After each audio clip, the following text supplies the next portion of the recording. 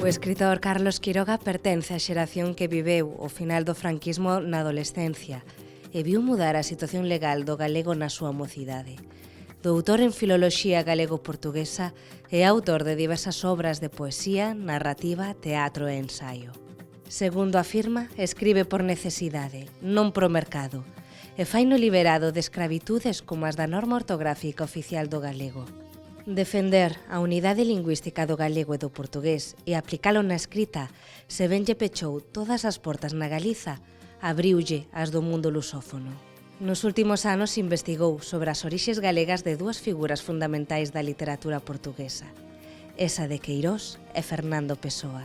Carlos recíbenos na Facultade de Filoloxía, onde é profesor. Atrápanos coas súas reflexións mentres conversamos sobre a súa paixón pola escrita, o reintegracionismo e o papel que no mundo lusófono pode ter o galego.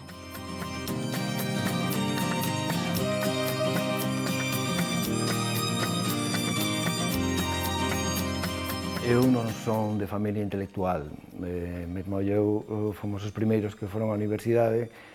Debe haber un ramo rico ou suntuoso dos Quiroga que se remonta, mas bon, nos vimos dun ramo sumamente pobre.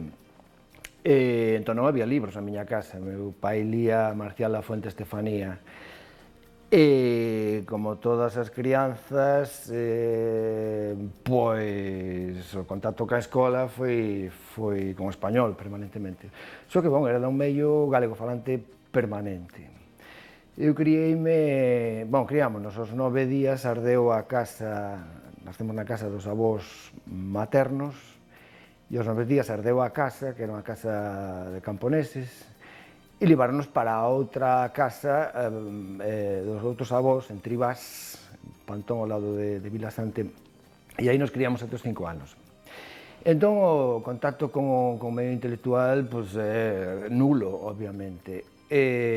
Entón, a mai ensinou-nos a ler antes de chegar á escola primaria, era unha escola daquelas medio unitaria. Aos 5 anos fomos para Escairón, para unha casa emprestada de unha tía da miña mai que estaba de criada en Madrid. E meu pai, que tivo moitos traballos, estabilizouse como camioneiro até o final da vida. E entón, nada que ver con o perfil intelectual que chegaron a trazarme tamén, en fin, sobre todo fora. Comezamos a criar porcos, botar patacas, as casas dos meus avós tiñan burros, tiñan coellos, tiñan galiñas, toda esa historia. E iso durou durante toda a adolescencia. Había certo complexo cando fomos ao liceo de ter que tratar con porcos, limpar as tal e aquel cheiro que se impregnaba, que parecía que criaba até unha aversión social, era esa sensación de por moito que te lavases. Bon, entón, eu comecei a escrever por problemas. Toda a xente que escreve é xente algo tarada. Eu, aquela última entrevista, preguntábame, eu non escrevo polo mercado, iso tamén me liberta de outras escravaturas que teñen que ver con norma, ou que teñen que ver, un pouco como necesidade.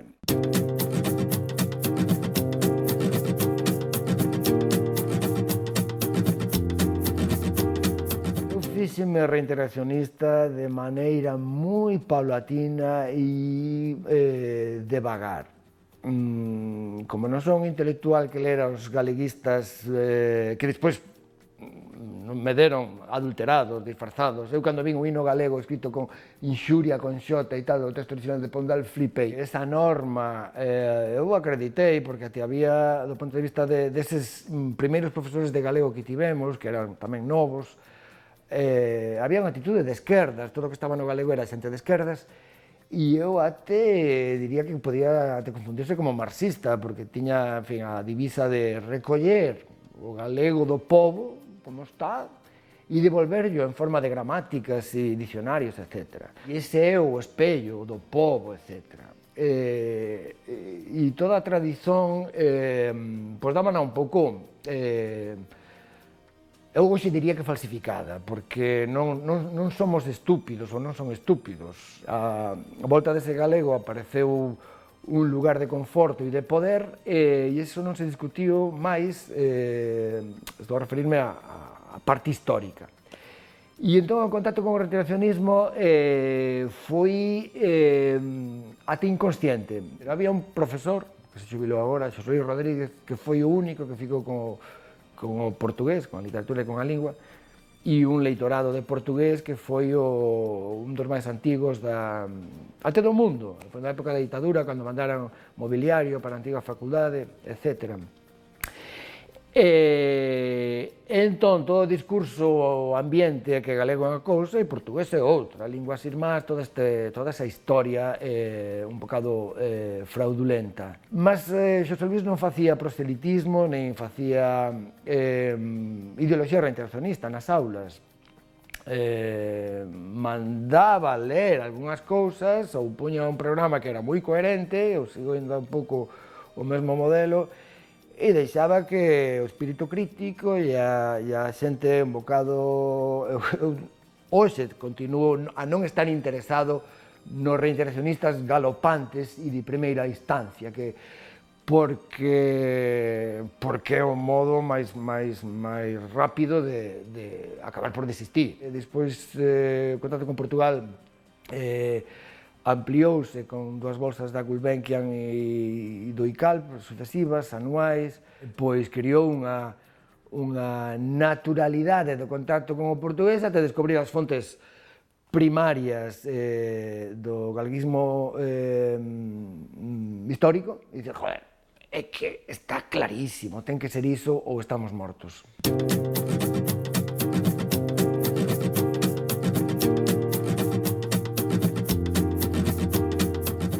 Fechoume todas as portas aquí, dentro, na Galiza, e abriume moitas portas inesperadas e que me custa acreditar fora, que tamén, non nos enganemos, son escasas. O mundo da lusofonía é primeira división e xogar aí, pois, obviamente non podo aspirar a... Todo o mundo sei que no mundo... Na época agora digital, de Instagram, todo o mundo se cree acredita que é un xenio. Eu, en fin, sei que non, e aquel principio da tabacaría do Fernando Pessoa, que o condenado do Fernando Pessoa podes deducir lendo todo o poema que ele acreditaba que tiña algo de xenial. E aquel comezo da tabacaría que di non son nada, nunca serei nada, non podo querer ser nada. Mas para além diso, teño en min todos os soños do mundo. Aconteceme un bocado así. Eu non busco gloria, recoñecemento social, sempre senta ben que che pasen a mão, é unha especie de abrazo que alguén che lea un libro, e aquí nunca o tive, nin o terei. E algún retorno dese estilo, pois, recibino como os emigrantes deserdados no estranxeiro. Entón, si me abriu, eu teño coincidido con algún autor, primeira figura aquí, fora, en Portugal, non en Brasil, nin... E claro, eles ali, que é un pouco asimétrico, eu ser tratado e ser, en fin, ter un círculo inesperadamente amplo e até, bon, recordo ir ao lanzamento de un libro de un amigo meu, o Onésimo de Otonio de Almeida, en que entregabanlle un premio ao Presidente da República, ao Presidente da República. E fun. E eu vin a cara de un pop altísima autoridade daqui do país, cando me viu aparecer ali. Cando un reintegrante, que somos os desfarrapados, aparecen en algo solene que parece que só é para os que están nas poltronas, fican desconcertados. A primeira pregunta é: tú que faz aquí? Así, como se fose un pedido de contas. Entón, abriume algunhas portas, mas non son inxenuo. Son portas en que hai unha populosa e de altísima cualidade literatura en que me asombra ás veces participar.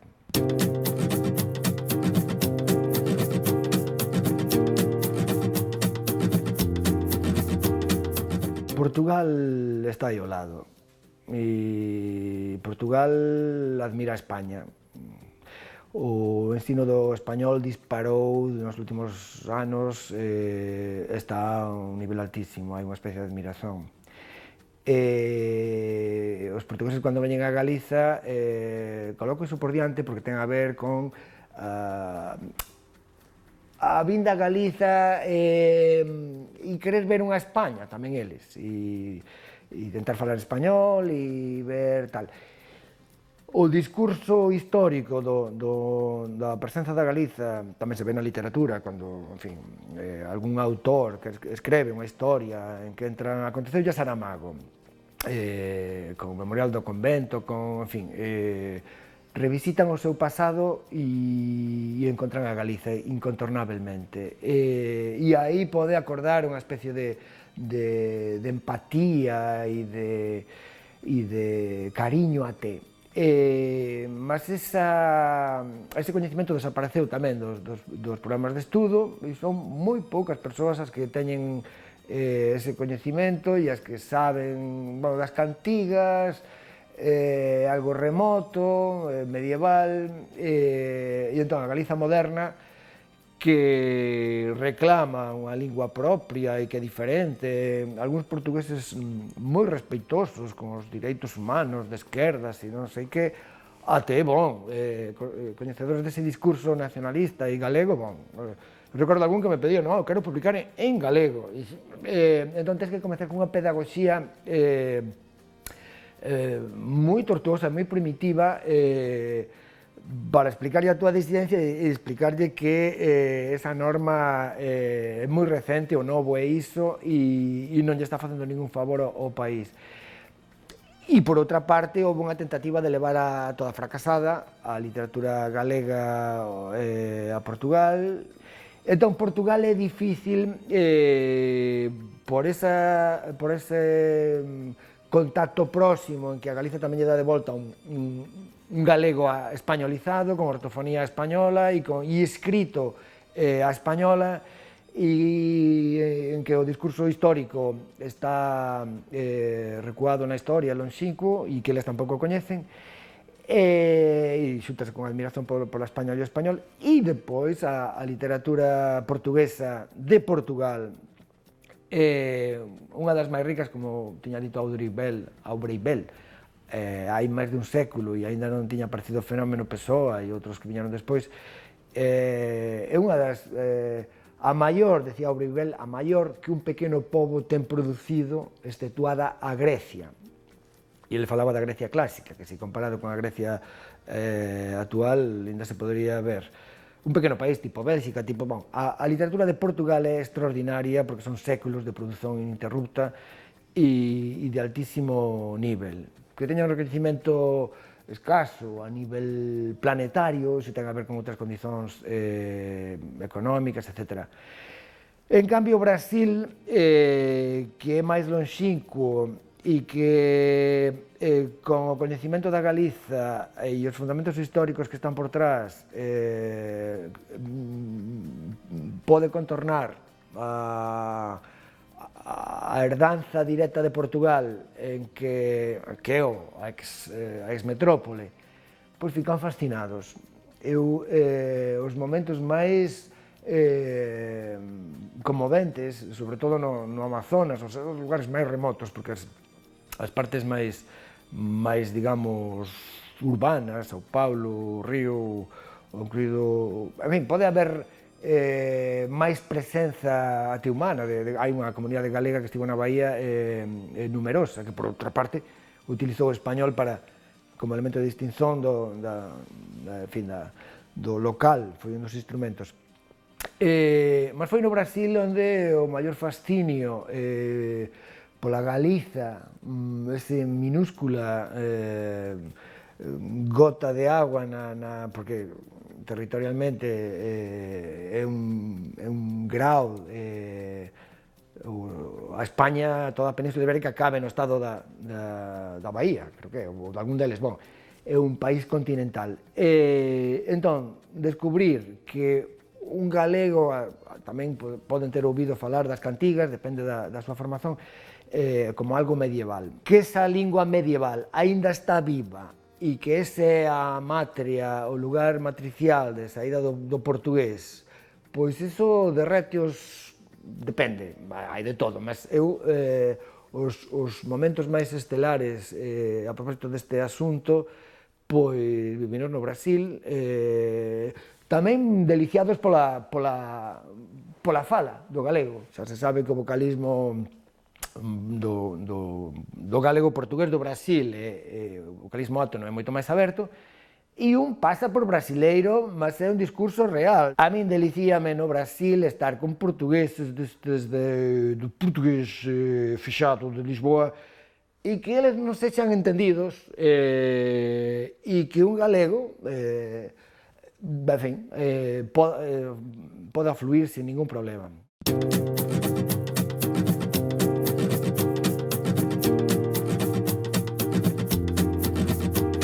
O galego pode aproveitar isto dunha maneira extraordinaria. Temos un Ferrari con este chip e que pode viaxar polo planeta, que a quinta, a sexta... En fin, como decía o Caetano Veloso, sexamos imperialistas, falando nunha canción do disco Veló, do ano 86, que se chama Lingua, e que a mí me encanta, que é un auténtico himno, e que, en fin, as linguas teñen sido instrumento imperialista que acompañou os imperios. Eu teño dito que, no asunto do galego, que quero sentirme un pouco imperialista, teño ese direito, teño dito no Brasil, porque somos a vítima.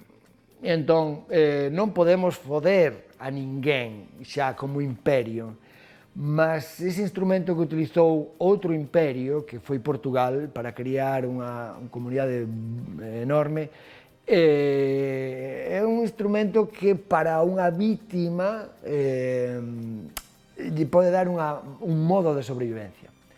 Dándolle a volta agora para África, que é un puzzle de linguas, mesmo onde hai portugués, tamén é enganadora a historia de que lingua materna, hai moitísimas linguas en Angola, en Mozambique, en fin. Mas Amílcar Cabral, despois das guerras, das lutas de liberación, a famosa frase que deixou a propósito do uso do portugués: o portugués é o mellor que os tugas nos deixaran, ou que os portugueses nos deixaran. Porque é un instrumento de construción nacional para vertebrar algo que é artificial, mas ficou. O sea, esas fronteiras rectilíneas que Europa trazou durante a velocidade do imperialismo deixaron conflitos enterrados tribais brutais que de vez en cando teñen saído á tona, mas criaron as unidades políticas novas que para a construción política e nacional necesitan unha lingua, e entón é un instrumento. Digo que, dándolle a volta, no noso caso, é un instrumento de sobrevivencia. Eu non aspiro a un imperialismo de dominación nin do resto da España, ainda que hai políticos, mesmo actualmente, sempre teñen xugado a iso, desde a época de Franco e de varios líderes políticos que van a Madrid tentando dominar, e iso sempre provoca un retroceso da intensidade galeguista que pode haber por trás. Mas esa intensidade galeguista só se nutre non en contacto con Madrid e con España, obviamente, senón con contacto con a lusofonía, onde a vítima pode reclamar as súas credenciais históricas e reforzar, limpar e dar esplendor ao instrumento chamado galego.